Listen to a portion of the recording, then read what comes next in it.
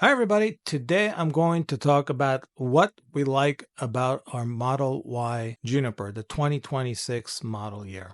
First thing is the built-in Sentry and Dashcam. Tell me of another car that has a built-in Dashcam that can record 360 all around the car and also has a security feature where you leave it in the street, it will record if it notices suspicious activity, or if somebody hits your car, it will automatically save those clips. Absolutely an amazing feature. I wish every car had that. The second thing we like about the car is the ventilated seats. They're not only ventilated, but they're also comfortable. In fact, this is the reason why we didn't buy the older version, partly because of the ventilated seats. It does make a difference on warm days.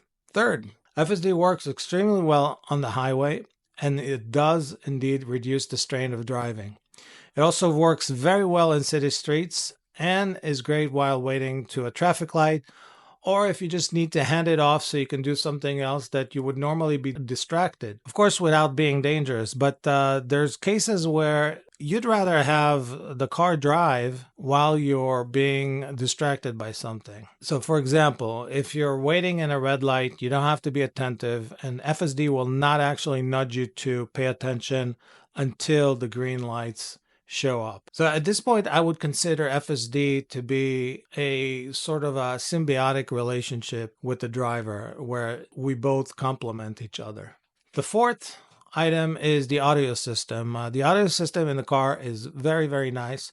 It's not the best audio system, but it's certainly very, very good. The fifth item is the driving dynamics. I believe the driving dynamics is very good and, more importantly, fun.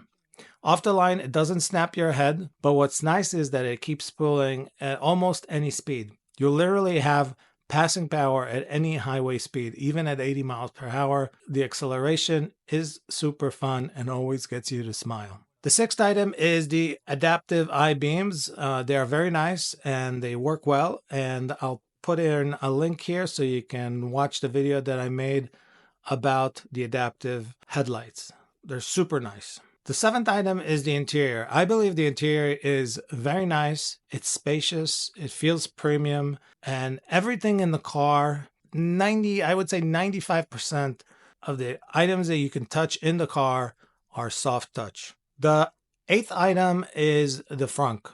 It's very nice to have, and it's very big. And it has actually a huge benefit that, for example, pickup trucks have, which is a completely separate area of storage from the interior cabin. So if you have stinky stuff, you have dirty stuff, you can keep them out of the inside of the car so it doesn't smell. Completely separate. And also it's a bit more secure for some items that you might want not to be stolen or be seen from inside the car. All right, so here's the Frunk, and as you can see, it's pretty big. It's actually very big. You can store a carry-on luggage in this, no problem. And what makes the Frunk really unique and useful is that you can put stinky stuff, like stuff that you don't want to have together with the passenger cabin. So anything that's dirty, stinky, you can put it here and it won't affect the cabin. A big, big, big advantage. And underneath this, there's a drain hole right there.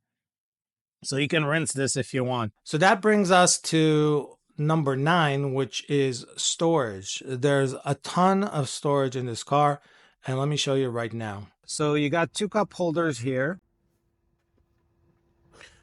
You got a lot of area here where you can have a lot of things. The trays are not included. I'll put a link in the description if you want to check it out. Then you got this section where I put a tray, but it's very deep and I got a lot of stuff in it. You got the glove compartment here that I can't open because it's broken and haven't been fixed, but it's very tiny. I wouldn't count on that. You got these carpeted sections on the side, very big. They will fit a nice big bottle. And of course on this side, right there. And let me show you the storage in the back. Pretty nice storage for the back passengers. The biggest storage is really in the trunk. You got a ton of, of space. This is huge. I mean, look how much stuff just fits in the side pockets. Okay, I got side pockets there, and then you got this stored, and then underneath you got this sub trunk, and then underneath this whole thing you got another section underneath this where I store a lot of stuff. Maybe I could show you. Let me put this forward. All right, so underneath there I got the portable charger, I got an inflator, I got a fix-a kit, I have an emergency kit, and a Tesla jack pack thingy majiggy. And I recommend having one of these boxes that fold and you can put stuff in and stuff won't roll around. The one minus here is that there's no hooks. I wish there were hooks, but I suppose you can add hooks that dangle from here, from the headrests. But yeah, hooks would have been nice. But other than that, this is huge. Can fit probably 5-6 suitcases, medium-sized suitcases. All right, so that was the storage. The 10th item is profiles. It will allow you to save all your settings and attach it to your profile. So for example, the position of the seats, the position of the steering wheel, the position of the rear view mirrors or the side view mirrors. The rear view mirror is not adjustable, automatically adjustable. All that stuff will be remembered. And if you switch profiles, if somebody else drives the car, it will switch back to the position where you like it. It's really awesome. You got the profiles right here in this area, and you can set different profiles. You could have profiles that syncs and profiles that are only local to the car.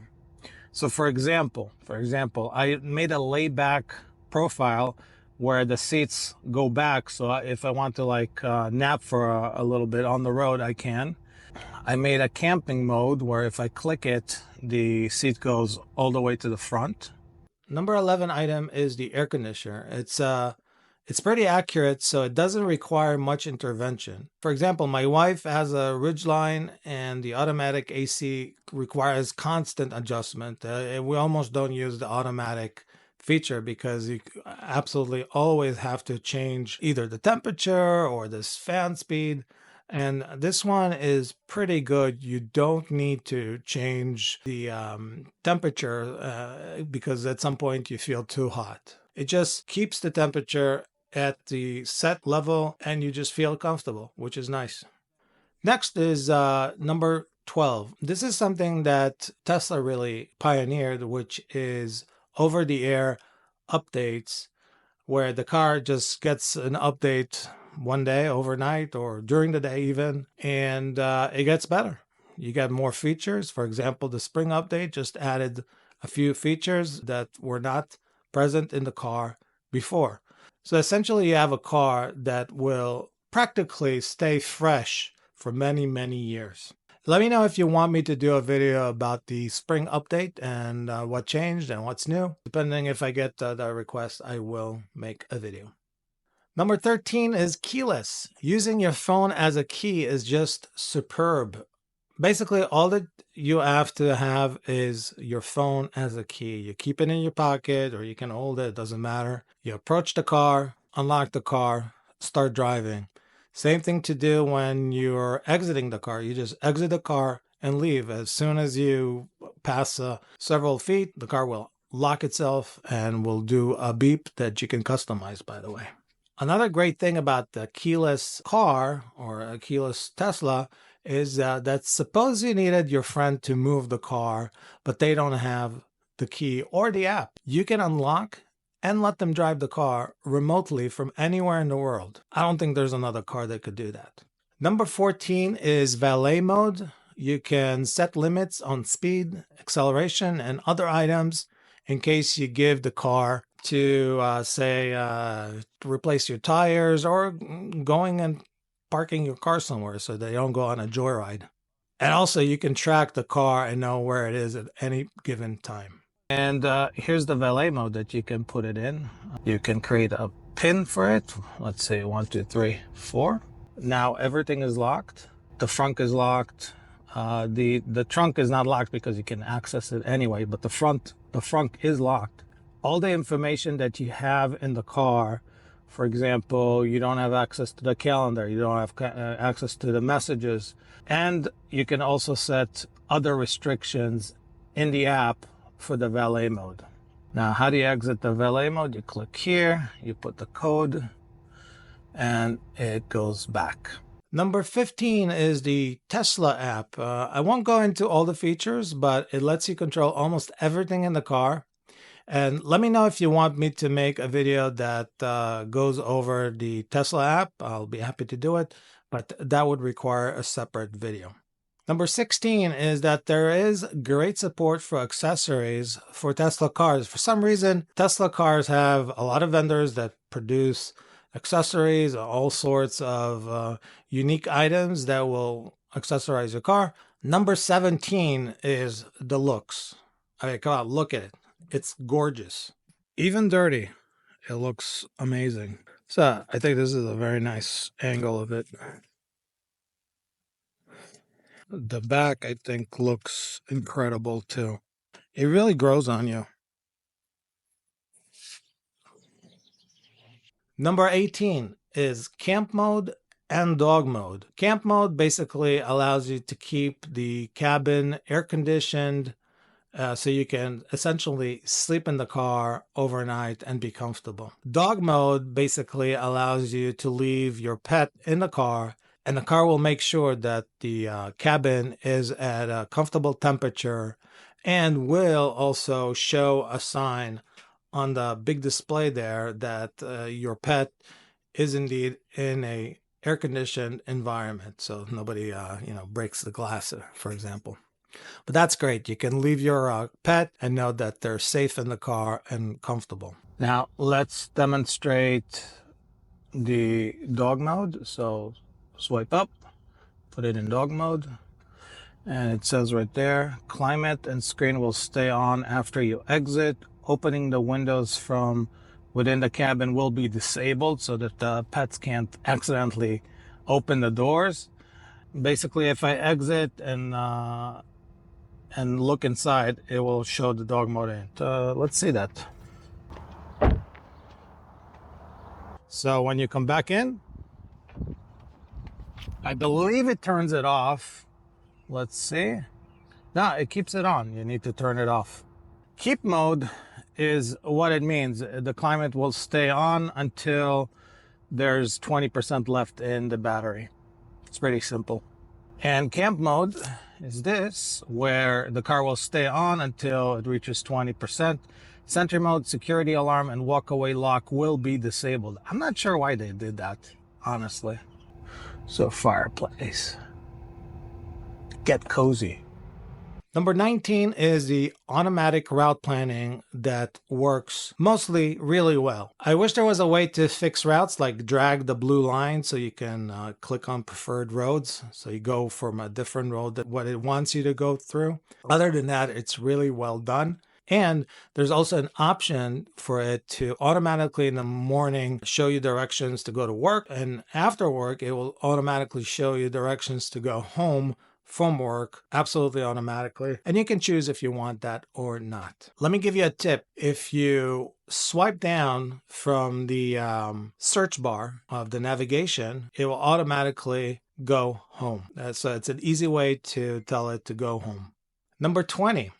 This is something that a lot of car companies still don't have, which is charging. And even though the Tesla network is open to other cars, it's not just about the fact that you can have charging locations. It's also about the fact that you can find them. So if you put a destination, say, from my house to Newark, it will automatically set the directions, but it will also make sure that you have enough charge to get to the destination. And you can also set at what level you want the battery to be when you reach the destination. Number 21, most of the panels in the car will not rust because they are made out of aluminum. Check out the video where I explain what each panel is made of. I'll put in a little link here.